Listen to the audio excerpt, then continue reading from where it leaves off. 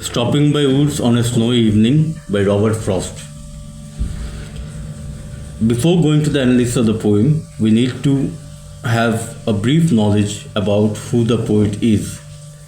The poet Robert Frost was born in UK but did not get accreditation in the country, so he shifted to US, and all the major works of his like Stopping by Woods and The Road Not Taken were written during his stay in US.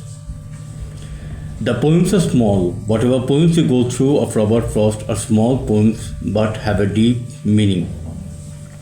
Now coming to this poem is set in a background of a traveler who travels through the woods on a snowy evening. He waits there and is mesmerized by the beauty of the snow-filling woods. But soon he gains his consciousness and he realizes that he cannot go on waiting forever and enjoying the beauty of the woods.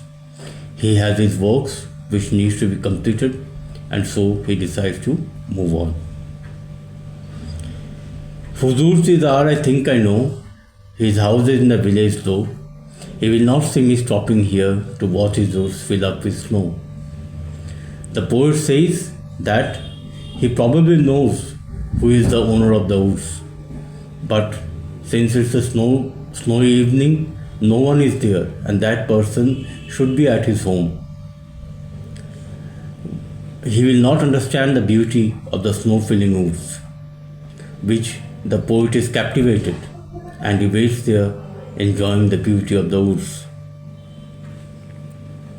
My little horse must think it queer to stop without a farmhouse near, between the woods and the frozen lake, the darkest evening of the year. The horse which the poet carries along with is mutuated, or we can say is habituated to stop when there is an inn or something there like that. But while he is now feeling strange because there is no inn, no rest house, the poet has stopped in the middle of the woods.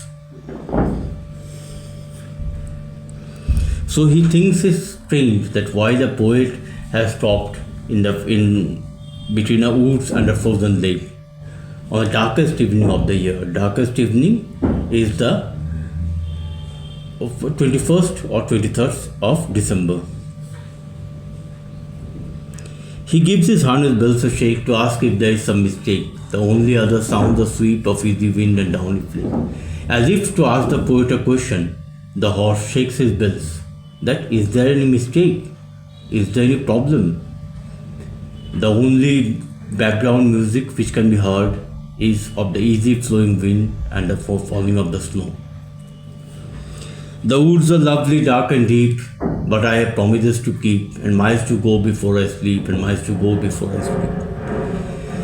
The poet is mesmerized by the beauty of the snow-filling woods, but realization comes to his mind that I cannot go on standing and enjoying the beauty of the woods forever because I have my work to do.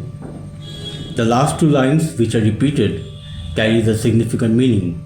The first meaning that he has to go to an inn where he can complete his work and then take rest. The second line signifies that the end of life, that he has to wake up tomorrow morning again go to work, and this process continues, and the final rest will come only when he dies. That happens in our life also.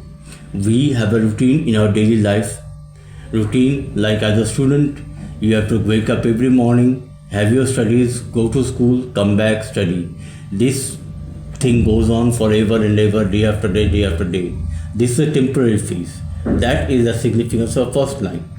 And the second line symbolizes that the final rest will come only at the end of life, only when we die, only when we are in the graves. That is the final rest. Thank you.